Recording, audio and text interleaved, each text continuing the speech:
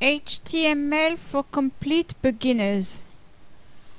Today I'd like to explain how to create a website using HTML. It is fun and not difficult, and you don't need to buy expensive software, just use what your computer already has. You need two things: a text editor like Notepad, which comes with Windows, and a web browser to be able to look at web pages. Common browsers are Internet Explorer, Firefox, Google Chrome, etc. So the first step is to open Notepad and start typing. HTML is a markup language which uses tags. Tags are little words or letters written between angle brackets. At the beginning there is an opening tag, at the end a closing tag. The closing tag is like the opening one, but has a slash after the angle bracket. The first tag we use is the HTML tag to show that it's a HTML document. The closing tag is at the end of the document. A HTML document has two parts, a head and a body. So I have here inserted the tags for the head and the body.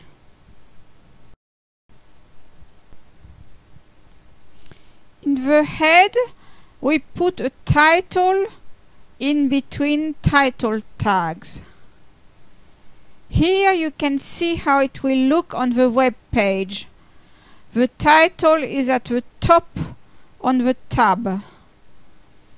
Now we can start to type text for the web page.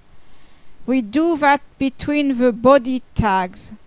First we usually want a heading, so we type the heading between the tags H1. If you want a smaller heading, use H2 and H3 for an even smaller heading. Here is how it looks like on the web page. Now I've typed some text, 2 lines of text. I pressed enter after the first little sentence, but on the web page everything will be on the same line, even though I pressed enter while typing in Notepad. So how can we make the second sentence go onto another line? We have to put in a break tag, BR/. Tags usually come in pairs, opening tag and closing tag, but the break tag is an exception. Another tag which comes on its own is the horizontal line tag. I've just put one in after the heading. The tag for horizontal line is HR, which stands for horizontal rule. Here you can see the result on the web page. I think that's enough text for the first lesson. One other thing is that you need to put some code at the top of the document above the first HTML tag. Just carefully copy that code. It will help the browser know what to do. Don't forget to save what you typed into Notepad. Choose a name for your file and at the end of the name type .html.